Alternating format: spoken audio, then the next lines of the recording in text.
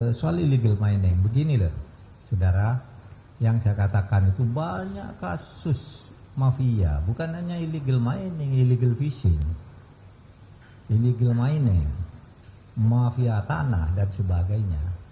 Itu sulit sekali karena berkait kelindan. Sesudah mau diselesaikan itu sulit, tidak bisa. Lalu kenapa tidak bisa? Pak, di belakangnya ini, gitu. Di banyak kasus dan banyak laporannya di sini.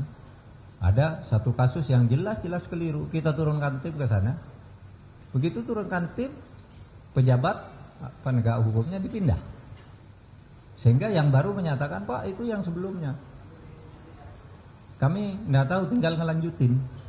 Nah begitu gitu, meskipun kan mestinya kan sederhana cara menyelesaikan. Saudara, ini masalah yang rumit gitu, sama dengan misalnya dulu kan ada seorang waktu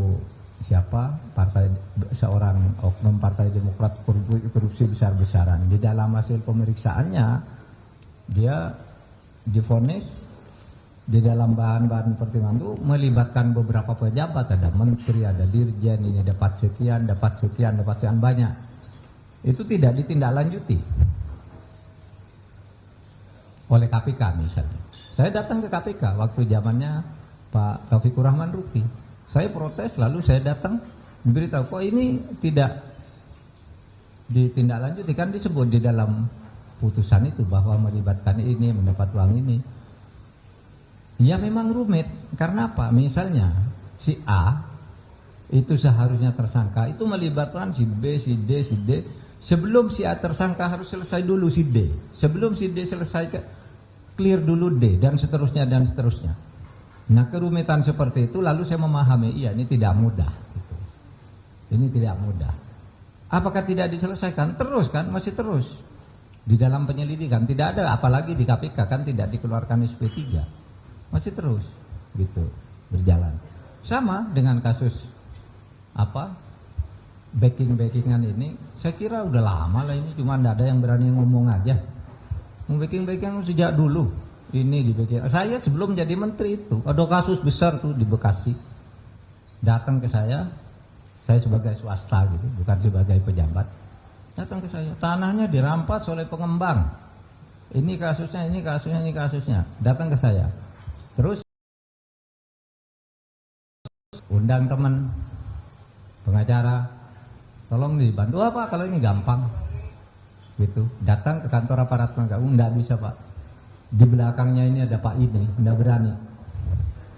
Yang begitu tuh sudah lama, Nah, kemarin saya tanya kepada Pak Sesmenko nih, Pak, itu tentara tuh kalau sudah pensiun punya kekuatan apa Pak? Itu banyak membacking orang, membackingi mafia, jenderal inilah, jenderal itu, gitu. Kenapa anda punya kekuatan? Nah kalau gitu, saya bilang ambil. Saya sampaikan ke polisi, ambil dong itu. Sudah pensiun kok masih ini. Lalu mau menggunakan apa? Mungkin sebentar lagi akan ada pengumuman tersangka lah. Bisa tuh. Saya bilang ke Poldanya, jangan dibiarkan sebuah kompleks swasta tanpa izin, tanpa surat resmi, mengemot uang dari masyarakat gitu. Nah yang begitu tuh banyak saudara, dan kita, saya, Pak Kapolri, Pak Panglima berkomitmen untuk menyelesaikan ini gitu. Mari yang lama-lama itu mulai dibuka aja. Kalau diambangkan karena takut, karena ini, kapan selesainya? Nah itu yang saya maksud. Tidak usah menyebut orang, tidak boleh gitu. Saudara, kemudian